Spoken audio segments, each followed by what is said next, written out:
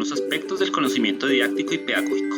Viajaremos en cápsulas informativas por 4 estaciones que nos permitirán recorrer algunos aspectos del conocimiento didáctico y del contenido relacionado con el desarrollo del pensamiento métrico para el caso de matemáticas. El día de hoy abordaremos nuestra primera estación denominada las matemáticas detrás de la magnitud y la medida. Mi nombre es Jairo Triana, tutor del programa Todos Aprender, y en nombre de la CDA de tutores de Facatativa les doy la bienvenida a nuestros microespacios de formación. Para empezar, miremos algunas preguntas para recordar. La primera sería, ¿cuáles magnitudes recordamos? ¿Esas son intensivas, extensivas? Recordamos y tenemos clara la diferencia entre magnitud, patrón de medida y unidad de medida. Y la última, ¿será que podemos trascender del cálculo aritmético sobre las magnitudes al desarrollo del pensamiento métrico? Para ello, ahí nos aparece una pregunta y es, ¿qué es una magnitud? ¿Lo recordamos ya? Bueno, si no, no hay problema. Vamos a trabajar desde la noción matemática de magnitud como un conjunto de clases de equivalencia en el que se puede definir una suma y un orden. ¿Suena extraño? Pues veámoslo con una magnitud particular. Imagina que tienes muchas tiras de variados colores, muchas tiras de lana de variados colores, las vamos comparando y nos damos cuenta que además del color las podríamos estirar y todas nos quedarían como palitos. Encontramos que algunas de ellas, al estirarlas y ponerlas juntas, comparten su punto de inicio y su punto final. Si repetimos ese proceso muchas veces con todas las tiras y las vamos poniendo en comparación, seguramente vamos a lograr tenerlas organizadas por grupos. Esos grupos van a ser nuestras clases de equivalencia. Clases de equivalencia que comparten su atributo, que en este caso es la longitud, y sus puntos iniciales y finales. Así los hemos organizado en clases de equivalencia de acuerdo al atributo medible, que es la longitud. Posteriormente, entre clases de equivalencia podemos establecer un orden que nos permite saber cuáles son más largas, cuáles son más cortas y establecer relaciones de transitividad.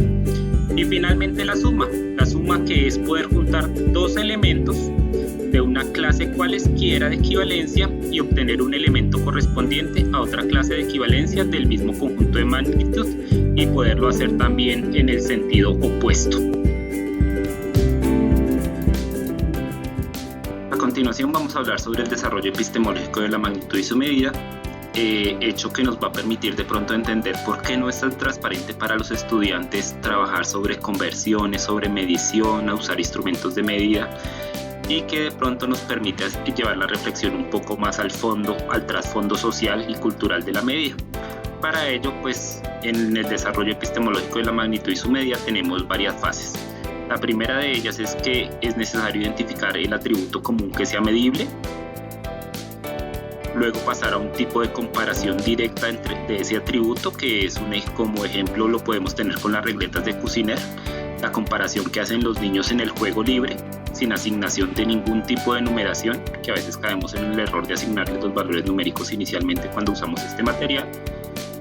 Posteriormente, el uso de instrumentos no estándar para su comparación, como las medidas antropométricas, los nudos, tiras de papel, cualquier instrumento de medición que no sea estándar que permita establecer algunas comparaciones. Y finalmente entrar al problema más grande, que es el problema de comunicación, un problema social, cultural, que finalmente se resolvió con el Sistema Internacional de Medidas, pero eso fue un tránsito casi de más de 2 siglos. Entonces digamos que ahí sí tenemos que ser muy cuidadosos de no entrar de una vez con los instrumentos oficiales de medida, sino lograr que ese trasfondo social de la medida se simule en el aula de clase. Y magnitudes para trabajar en el aula de clase de primaria tenemos muchas más de las que hay acá incluso. Masa, volumen, capacidad, amplitud angular, tiempo, voltaje y muchas más que podemos ir trabajando, como la velocidad, la aceleración, que ya no son tan simples, pero que podemos abordarlas en la escuela primaria de forma, digamos, particular en algunas situaciones. Hay un problema de aritmetización de la medida que conllevan las prácticas de aula actuales, sobre el cual volveremos en la cápsula número 4, pero es importante que lo vayamos pensando, y es cómo pasamos los problemas de medida a problemas de aritmética. Y a veces dejamos de lado el desarrollo del pensamiento métrico.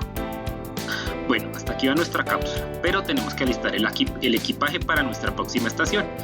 para nuestra próxima estación vayamos pensando, ¿será que ese proceso de construcción de la longitud lo podemos hacer análogo con las magnitudes superficie, volumen, tiempo, amplitud angular?